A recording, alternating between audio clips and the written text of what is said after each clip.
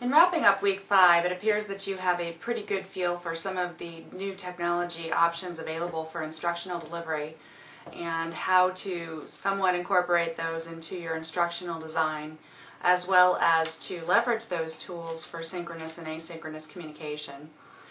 The point of all this is that there is more than one application of the things that you're learning right now. For instance, you could use all of these tools in a distributed team situation or for an interdisciplinary collaboration. If you have people that you need to work with over time and space, this is a very good way to do it. Some of the wikis that you've posted were also very good tools, so keep those all in mind whenever you're designing your instructional modules for your capstones. The discussion boards have been of very good quality, and in fact I've seen sort of a ramp up in terms of the quality of what you're putting forth, and I have to tell you that I'm very proud of your work. I'm very pleased with a lot of things that you're volleying back and forth on in terms of challenging each other, and you respectfully are offering dialogue that is feeding your respective learning processes, so I'm very pleased about that. Some of the postings with regard to the quality have been upwards of the master's and even better than some of the PhD postings that I've seen in my program, so you should be very pleased with yourselves. There always are a few opportunities for improvement. There are a couple of participants who really could bring forth a little bit more substance to what they're offering, and realize that each of you in your respective area is considered to be a subject matter expert. And so whatever it is that you're giving to the rest of the class in terms of knowledge, for instance, Aaron, I singled him out, he's our lean guy, provide us some citations, because frankly I personally don't know a lot about the lean movement and would love some sort of a reference to pull on something that you've mentioned, but I'm not entirely sure where to reference it from. This is hard if you've been in a particular field for a very long time and you just know things. That happens. However, you should always keep in mind a few good references in case someone asked you in connection with your being a subject matter expert in your area.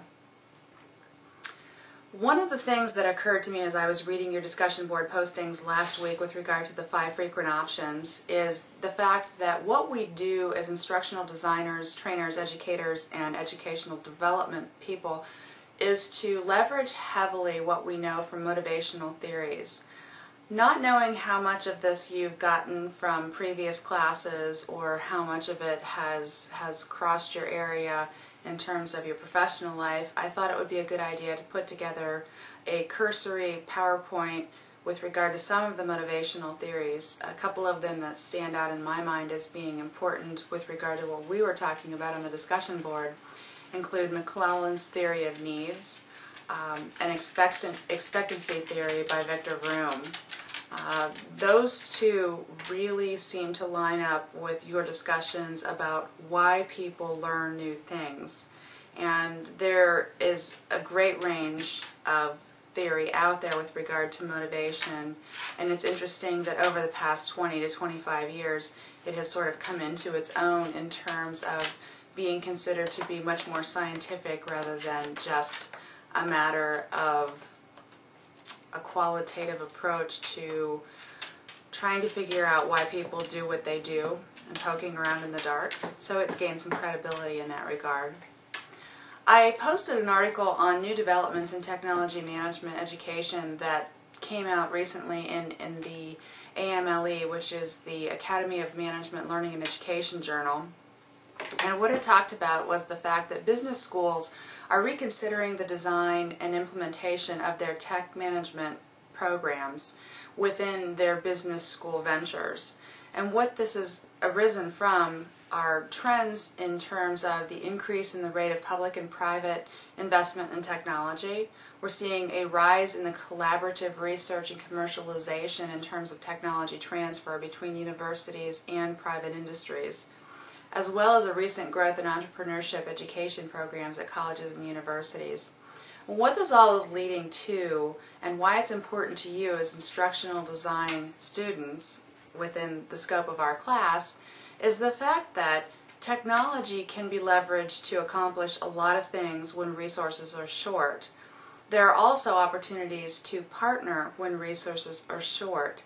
Now, if you consider why universities do research, a lot of basic research goes on at universities, but there's a lot of opportunity for applied research as well.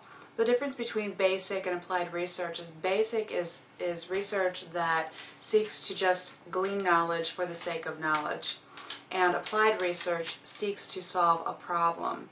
So the differences would be between the deductive, which is based on theory and logic, to the inductive, which is based on experimentation and experience. So the general to specific, or the specific to general. These are opportunities for you in your particular area given the course of study that you're undertaking in connection with your degree. So to recognize that it does take a special skill set to understand how to communicate with academics and how to leverage what academics can bring to the table in terms of industry and their exploration of applied research, there is an opportunity for people like you with your particular degree to become liaisons as such, to leverage these sorts of powerful resources, not to mention the fact that there is a great deal of grant money out there on the state and the federal level. In the state of Ohio, I know there are a number of grant opportunities available for tech transfer, and it's always a question of finding the right industry to write the grant for and finding the right university partnership to match those things up. I've explored a few industries on my own and also through my fellowship at Bowling Green, and I can tell you sometimes when you go out to an industry they just simply aren't ready to embrace a new technology, or perhaps it's not an appropriate technology for what they do. It might be overkill to leverage a new technology. So understanding the scope of those things and how it can be applied and then how it should realistically be applied can be two different things. This is something that I think would be good for you to explore in terms of just looking at the current research. I put together the table of contents also for this whole issue that's dedicated to the technology management education section, and I think you'll find some of it pretty interesting. If you need articles that are listed in this index, please let me know. I can get full copies for you.